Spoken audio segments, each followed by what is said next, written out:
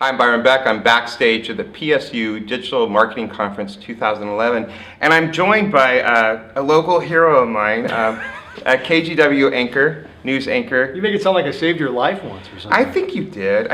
You've done more than that. You've enriched my life every night on KGW News as the anchor for the 5 and the 11. 5, 6, 10, 11. Yeah. Wow, you got it. How much money do I owe you for that? Not very much, but it sounds like they owe you a lot of money because you have to be on TV a lot. If I spoke Spanish, I think I'd be on Australia too. You know? We're here at this conference. I'm an MC, you're the big MC, but you're also a social media freak a little bit, right? Well, I was late to the game. Stephanie Strickland is sort of the social media freak at KGW, but she's the one who sort of opened my eyes to it. Yeah, can I ask you a few questions about your social media? Sure. So are you on Facebook? You know, that's something I've yet to sort of figure out how it works for me. They just set up a page that you probably know. It's sort of like a fan page. Yeah. I don't like it because to me it insinuates that I only want to share what I think people want to know about me when I want it to go both ways, and I don't really think it does. Exactly. I'm really freaking out about that because I was talking to Wayne Garcia, another local guy who was forced, I think he was forced to do his personal page into a fan page, into a like page, and he said, don't do it. Yeah, well, I mean, I'm still learning. And to me, Twitter works for me. It's easy. I can engage quickly. You think in 140 characters? I think in 140 characters. It must be. It's a soundbite thing. To me, Facebook is just one more thing to maintain. And I'm just not sure I've seen the payoff for it yet, like I have with Twitter. Now, are you on Google+? I'm not on Google+. Stumble upon? Nope. Reddit? Nope. Okay. Let's talk about how Twitter is changing your life. How is it interacting with on news stories, or how is it interacting with basically your stalkers? Well, there aren't many of those, which is nice because I think it's opened up a whole new way for people to communicate with. And I'm not saying that we used to be different. People, I think we're a little intimidated by people they saw on TV, but Twitter has really taken that down. Right. And it's to me fun to interact with people who have questions about what we're doing and why we're doing it. As a local personality, do you play by a different set of rules on Twitter than? I have to be very careful. Yeah. I've said before, I would be really fun to follow if I could say what I really thought. And but what's I interesting, so. your Twitter handle is PDX Peacock, correct? Right. Mm-hmm. Which is kind of dirty. Is it? I didn't know that. How many Twitter followers do you have? A couple thousand. How is Twitter going to change your future as a news anchor?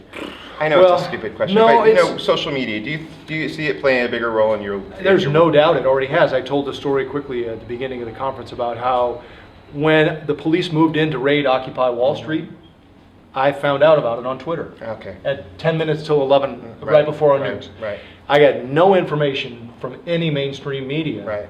AP Wired, nothing. No one, CNN, NBC, ABC. There were no local reporters there.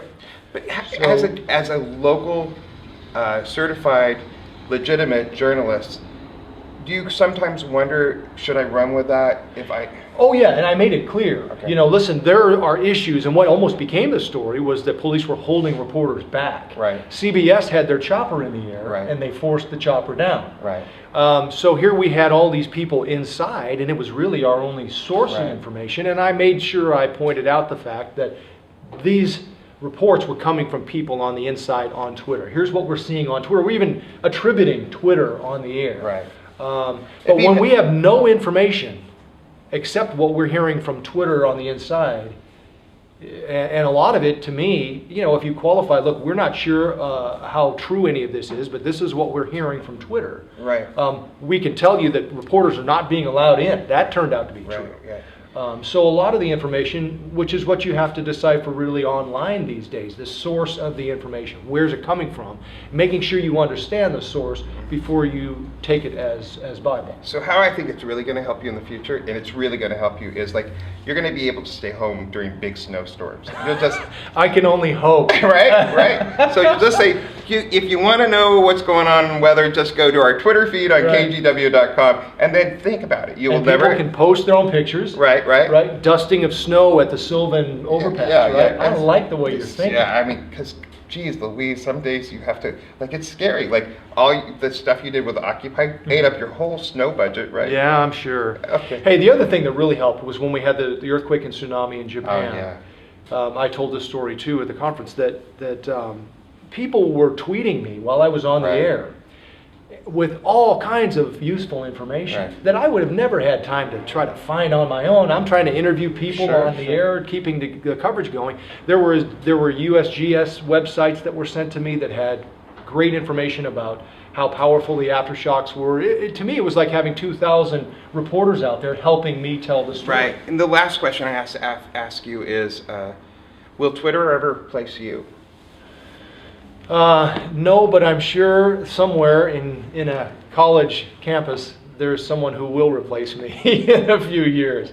I think what worried me, I told this story too, that I spoke at a high school journalism conference a couple years ago, and there were maybe 50 people at the old Anchorman's presentation. The session after was online storytelling, and it was full.